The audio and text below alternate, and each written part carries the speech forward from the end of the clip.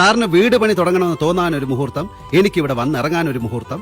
വാസ്തുശാസ്ത്ര പ്രകാരം കുറ്റിയടിക്കൽ തുടക്കമല്ല, 7ാമത്തെ ഘട്ടമാണ്. ശംഖു സംസ്ഥാപനാം സപ്താത് എന്നാ പറയുക.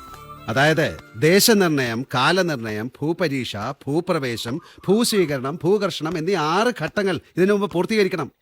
പരിഭ്രമിക്കേണ്ട, ലക്ഷണങ്ങളൊക്കെ നന്ന്.